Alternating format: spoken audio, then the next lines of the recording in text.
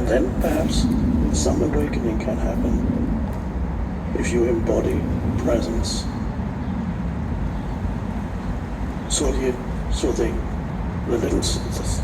big secret, it's not a secret, but it seems to be a secret, to be aware that you're conscious, to be aware of yourself as consciousness, as awareness, as presence, to sense the beingness of you, which is not the you, the limited you, it's actually the beingness of the universe in you.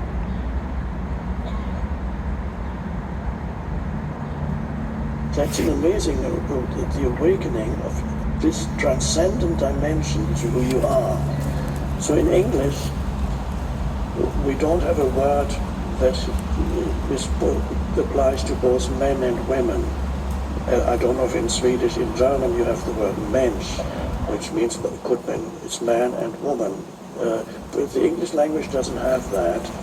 So you have to say human being, and that's great. I like that because I realize that points to the two dimensions that constitute your reality. You are a human, undoubtedly, which means you have a past, you have mental emotional conditioning that makes up the person, or the ego, the personality. You have a life situation, you are a human, and you have your desires as a human, you have your goals, and so on, all the things that you experience as a human, right? Okay. But what about being? The being dimension is overlooked by most humans. They are lost in their human nature. They are completely unaware of the transcendent dimension of consciousness that actually is the essential reality to who or what they are. I sometimes call it your essence identity. Your essence identity is the being. The being is timeless. The being is consciousness itself. And then there's the human, and the two are together. And if you can awaken to the beingness of you, then of course you continue to be a human until you are no longer, until the body dissolves. In the meantime, your task, your mission, your purpose is to, as a human, to also embody the being. Then you have both dimensions in your life.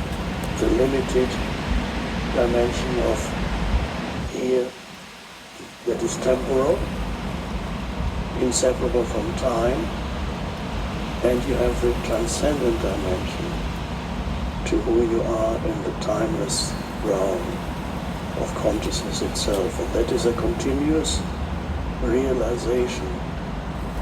At first it may only come to you as glimpses in brief moments. And when you feel suddenly a sense of lightness and very peaceful but very intensely alive. And you go, oh.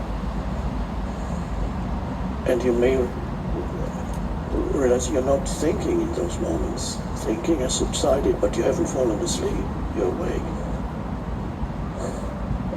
And then you may remember those moments that this was so wonderful. Sometimes it happens when you go into nature. If you can really be there, nature can help you in your awakening.